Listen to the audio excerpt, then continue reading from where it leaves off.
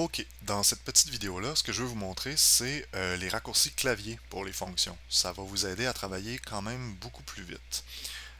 Première chose, si vous survolez une fonction dans le menu ici, vous allez voir apparaître trois petits points.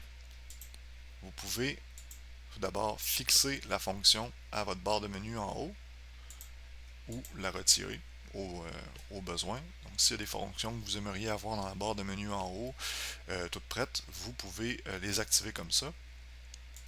Vous pouvez aussi fixer au raccourci votre fonction.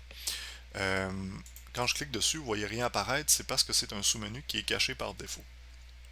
Pour accéder à votre menu de raccourci, vous pouvez appuyer sur S sur votre clavier. Ça va faire apparaître un petit tiroir qui contient un ensemble de raccourcis que vous avez configurés vous-même. Donc les fonctions que vous utilisez souvent, vous pouvez les insérer dans ce menu-là. Puis s'il y en a qui ne vous plaisent pas, vous pouvez juste cliquer dessus et la faire glisser à l'extérieur, ça va la retirer. Vous pouvez aussi rechercher les fonctions en bas. Donc si je voulais retrouver ma fonction qui s'appelait nouveau composant, je pourrais écrire son nom, cliquer sur la petite flèche pour l'ajouter ici, ou encore cliquer sur le petit X pour la retirer. Donc vous voyez euh, la façon dont ça fonctionne grosso modo. Ce qui est intéressant avec la boîte, en fait notre petit tiroir de raccourcis ici, c'est que peu importe où est-ce que mon curseur se trouve, c'est là que ça va ouvrir la boîte de raccourcis. Puis pour la fermer, on clique juste à côté dans le vide.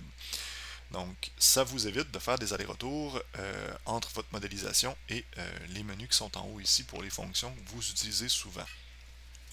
Finalement, si on réouvre un menu, peu importe lequel, vous allez voir à côté, il y a la lettre du raccourci qui est présentement là, activée pour cette option-là. Si vous souhaitez le modifier, parce que le trois quarts des raccourcis sont issus du nom anglophone, je prends par exemple déplacer ici, on a M pour move. Si vous souhaitez le changer, vous pouvez cliquer sur les trois petits points qui sont à côté. Et puis, vous pouvez cliquer sur modifier le raccourci. Donc, vous pouvez configurer de cette façon-là là, des raccourcis clavier qui correspondent à ce que vous préférez utiliser.